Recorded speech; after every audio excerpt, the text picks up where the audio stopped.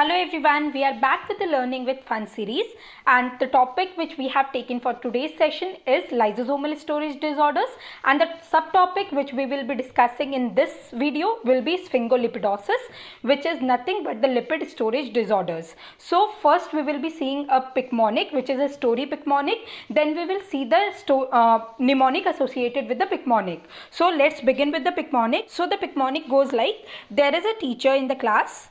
There is a teacher who is teaching sphingolipidosis. He asks the students to come prepared tomorrow. He will be taking a test. So one of the students replies, "No problem, sir. Time se ho jayega."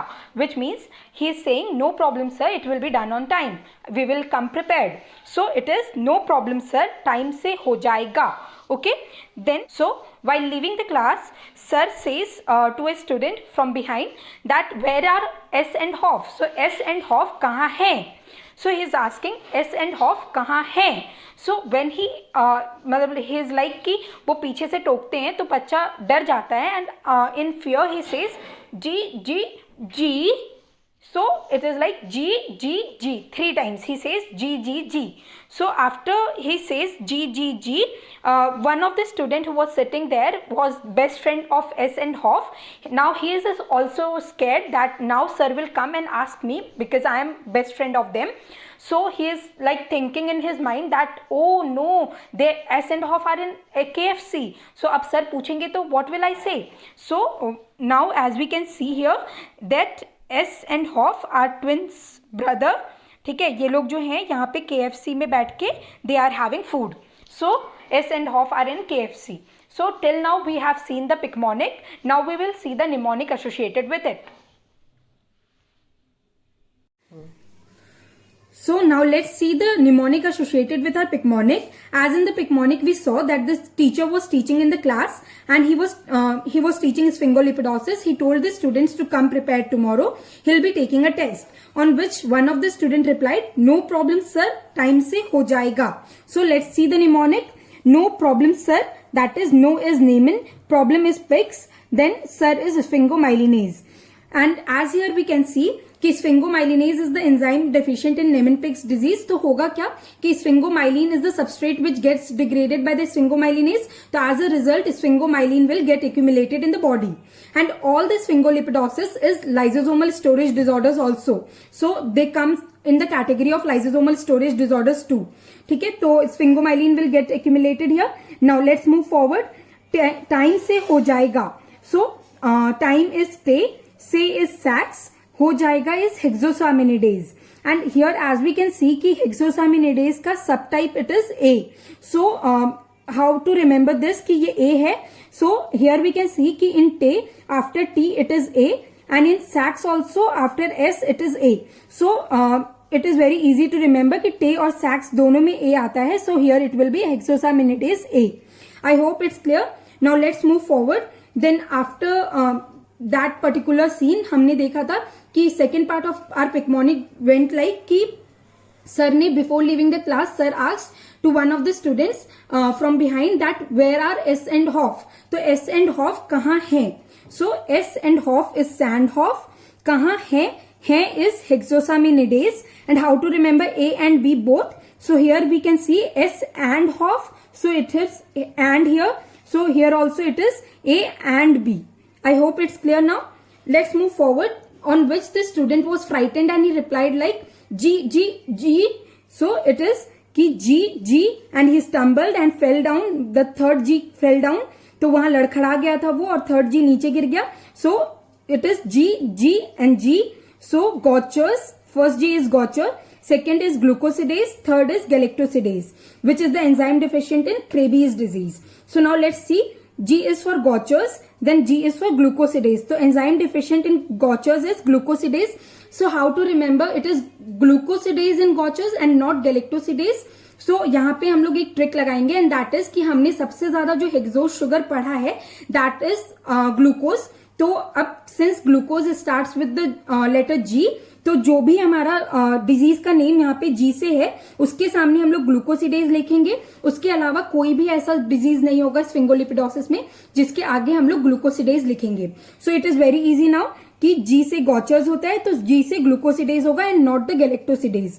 अब यहाँ पे एक और trick हमें याद रखना है and that is कि जितने भी स्फिंगोलिपिडोसिस हैं सब में हमारा बीटा एंजाइम्स इज डेफिशिएंट। कभी भी अगर हमें कोई एंजाइम का वेरिएंट लगाना है कि अल्फा होगा या beta, so it will be beta enzyme which will be deficient until unless कि कोई हमें एक्सेप्शन नहीं मिले इस रूल का। So we will be discussing about the exception at the end, which is also not the part of our mnemonic. तो वो एकदम ही exception है हमारे लिए। As we saw कि जब टीचर ने स्टूडेंट से पूछा था एंड स्टूडेंट ने लड़खड़ा के जी जी जी बोला था, तो there was another student who was sitting there and he was like वो पसीने में आ गया था एंड ही वाज थिंकिंग कि I am best friend of them, so sir is going to ask me and I know they are in KFC and we also saw S and half sitting in the KFC and having lunch. तो इसका मतलब कि we know कि they were in the KFC, so KFC, so now K is for Krabbe's disease and as we saw कि third G जो था वो नीचे गिर गया था, तो third G will be galactosidase and it won't be glucosidase, क्योंकि हम लोग को पता है कि Krabbe's start with the letter K and not G, तो it will be Krabbe's is galactosidase and as we said कि कोई भी स्फिंगोलिपिडोसिस में अगर हमें सब टाइप लगाना है एंजाइम का तो it will be beta subtype, तो यहाँ पे बीटा गैलेक्टोसिडेज होगा। Now it's clear. Now let's move forward. तो F is for Farber's and not Fabry's, क्योंकि Fabry's ही हमारा एक्सेप्शन है and as I already said कि Fabry's हमारे जो भी हमारा एक्सेप्शन होगा that won't be part of the mnemonic, तो Fabry हमारा पार्ट ऑफ द निमोनिक नहीं है, दैट इज एक्सेप्शन एंटायरली। तो Fabry's नहीं होगा, it will B Farber's and Farber's के आगे it is C, KFC, so it is ceramidase. The enzyme deficient here is ceramidase. I hope it's clear now. Now let's move to the exception which is Fabry's disease and Fabry's disease जो है वो किस तरह से exception है हम लोग सारा देखेंगे। फर्स्ट एक्सेप्शन इज कि ये जितने भी 1 से लेके 6 तक के हमारे डिजीजेस थे सबके सब हमारे इनहेरिट होते हैं in the form of autosomal recessive inheritance, whereas Fabry's जो है that is inherited in the form of X linked recessive inheritance. That means कि it is exception to this rule, first rule that is autosomal recessive है सारे enzyme disorders, exception is Fabry's in case of sphingolipidosis. Then second exception क्या है कि हमने कहा कि all the स्फिंगोलिपिडोसिस जब भी हमें कोई सब टाइप लगाना होगा एंजाइम का that will be beta subtype, but here as we can see it is alpha subtype, तो यहाँ पे it is alpha galactosidase, but ये इस रूल का एक्सेप्शन नहीं है कि G के आगे G वाला। So again, as we can see, Fabry does not start with the letter G, so it will be galactosidase and not the glucosidase. So we have seen beta galactosidase in case of Krabbe's and alpha galactosidase in case of Fabry's. ठीक है, तो अब एक चीज और समझते हैं कि हमने यहाँ पे बीटा गैलेक्टोसिडेज और अल्फा गैलेक्टोसिडेज तो देखा, लेकिन यहाँ पे हमने बीटा ग्लूकोसिडेज देखा था in case of Gaucher's, but alpha glucosidase हमने नहीं देखा। सो दैट पर्टिकुलर जो हमारा अल्फा ग्लूकोसिडेज डेफिशिएंसी होता है that is in glycogen storage disorder, one of the glycogen storage disorder, and that is the only glycogen storage disorder which is also the lysosomal storage disorder, and yes that is Pompe's disease, which the enzyme deficient there is alpha glucosidase, which is also known as lysosomal acid maltase. I hope that's clear. Now let's move forward. अब यहाँ पे क्या होता है कि glucosidase जो होता है वो डिग्रेड करता है ग्लूकोसिल सेरामाइड को। सो द जो सबस्ट्रेट यहाँ पे होगा accumulate that will be glucosyl ceramide, ठीक है, वेयर एज यहाँ पे it will be galactosyl ceramide. I hope it's clear.